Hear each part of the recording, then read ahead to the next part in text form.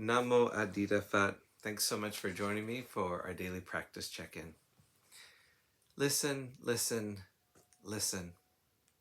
This wonderful sound calls us back to our true home.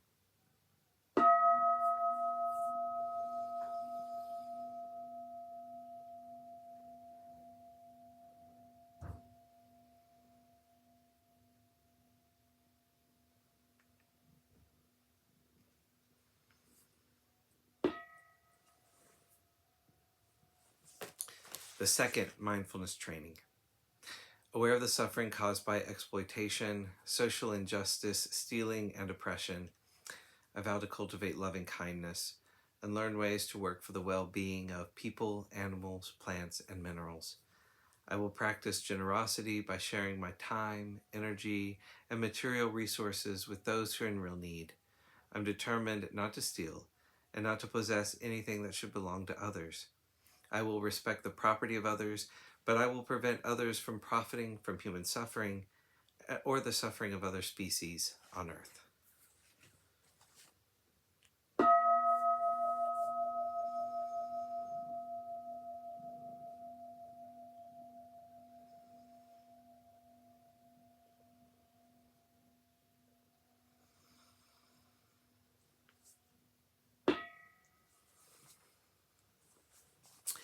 For our Dharma lessons, we've been reading More Than Mindfulness, Widening the Field of Practice by the Monastics of the Thai Forest Sangha.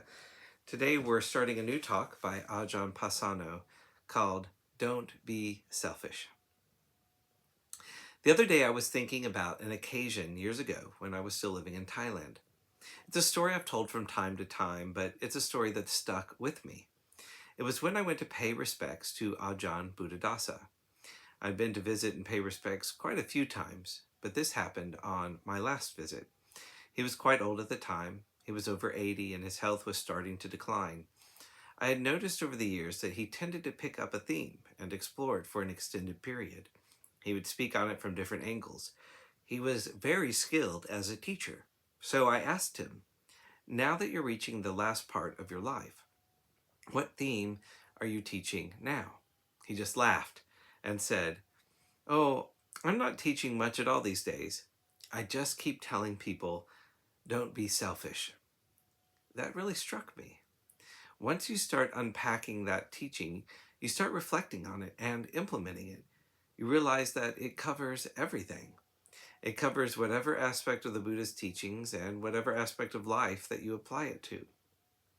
Don't be selfish. Being able to make it explicit in the mind so that one keeps reminding oneself how to live like that.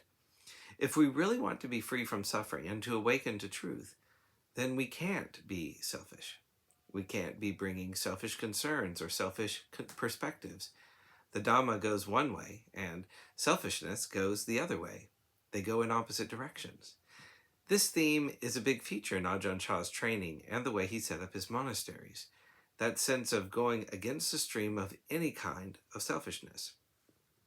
On a practical social level and how we live as human beings, there's always an encouragement to see how one can help with everything. There is encouragement to be present at everything that the community is doing. There is that sense of stepping back from selfishness. Selfishness plays itself out in so many ways.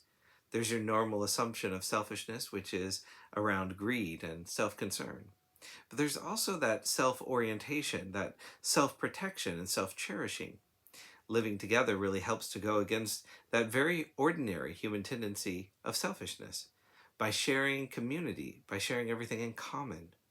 There's so much selfishness just on a social level amid a pandemic and in the conflicts that have been occurring in America over the past decades.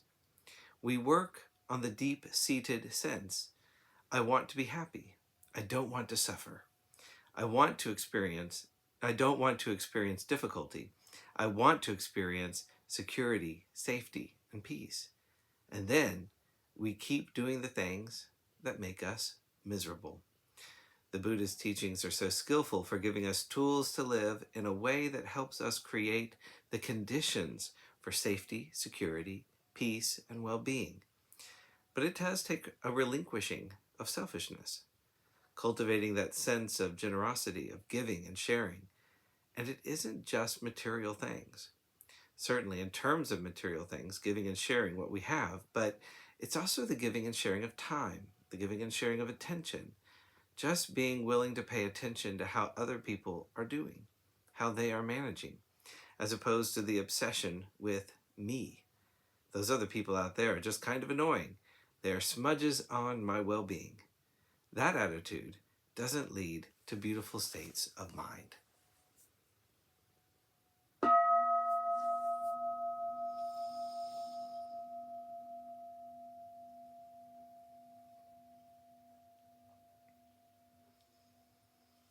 May all beings be well. May all beings be happy. May all beings be peaceful. Namo Phat. Thanks so much for joining me today.